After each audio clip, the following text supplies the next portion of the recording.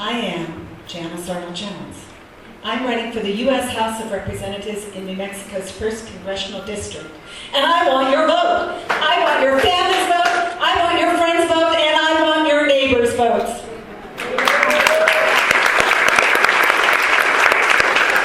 And then I want one other thing. Heather Wilson did not overstate this, not by one little bit. We must take the Senate. Our country is in jeopardy.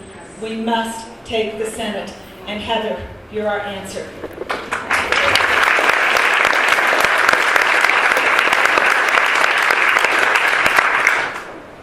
Some of you may not know very much about me, so let me just give you a quick bio.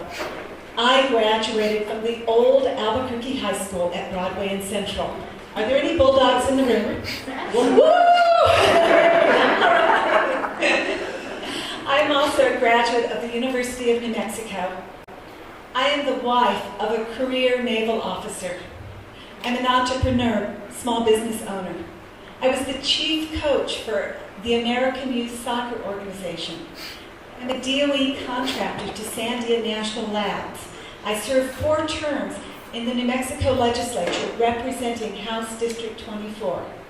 And I am mom to 2 terrific young adults. If I might brag on my kids for just a second, my son just left me. And I am truly, truly excited. For those of you who are in the software development arena, my son was offered a position with GE Capital to be one of their lead Java developers. It's like a developer's dream. I'm so proud of him. And my daughter just returned to Temple Law School. And there are some of you in the room who know how challenging she was. She's okay. She's kicking butt. She made the law review. So it's really exciting.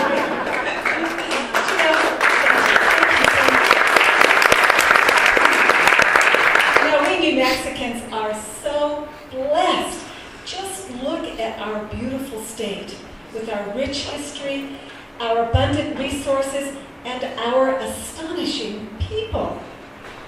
We are New Mexicans, overflowing with ideas, intellect, and enthusiasm. And we live in the greatest, most innovative, most caring nation in the history of the world. In the history of the world, we are a people of faith, hard work, and determination. Like you, I believe in the future. But like you, I am determined that the blessings that we have enjoyed, the blessings of life, liberty, and the pursuit of happiness, will be passed on to our children and to our grandchildren. And make no mistake, it is all on the table this time. Absolutely.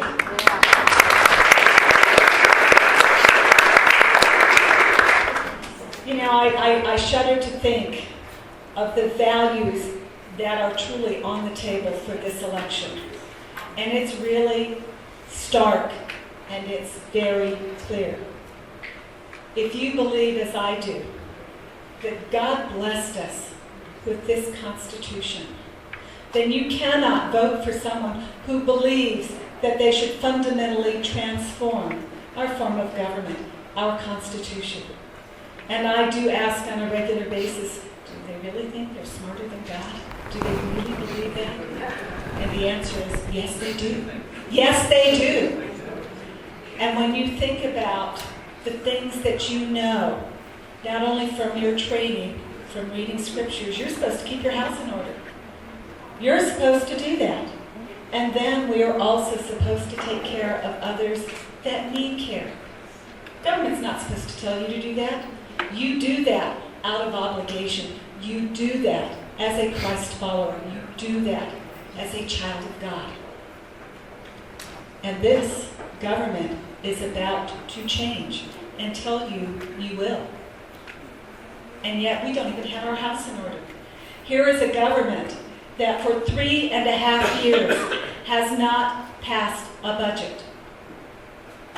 Now, I have to tell you, I have nightmares. And my nightmare that really frightens me is about October 20th or so, Harry Reid and the President are going to stand before you and say, "Dear Americans, do not worry.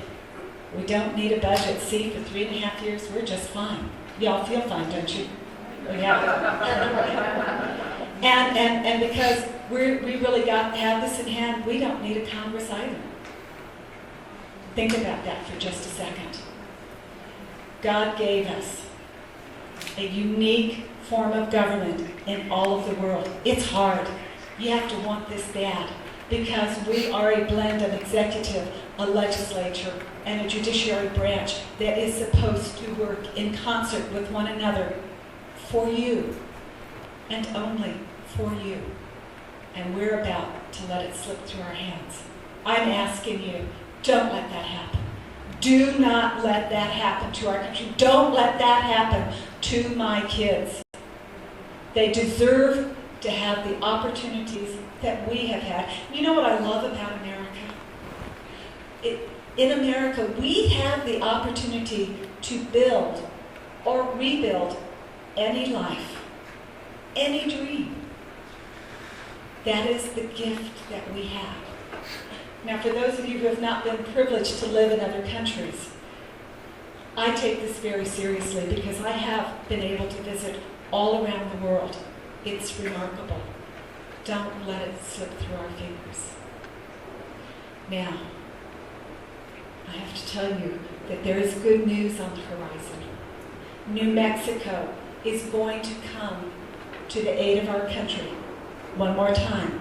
We did it in the Second War. We sacrificed our economy and became a federally dependent state as a result. Did we do the right thing? I think so. And we're going to be called upon again to not only lead an American energy recovery because we have those resources, but to lead the nation in many other things that are all resource-based. They're right here. I have to tell you, we have 13% of the world's rare earth minerals.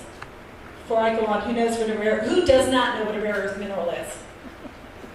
Okay, I'm going to take you at your word. So let me just make sure that you understand what this is. How many of you use those kind of long-nosed lighters to light your grill? Yeah, price is going up because it contains rare earth minerals. China cut us off over 90 days ago. Price is going up. We have 13% of the world's deposits right here in the state of New Mexico. Every cell phone, every computer, every electronic system that deals with our weapons that defend our country require those rare earth minerals.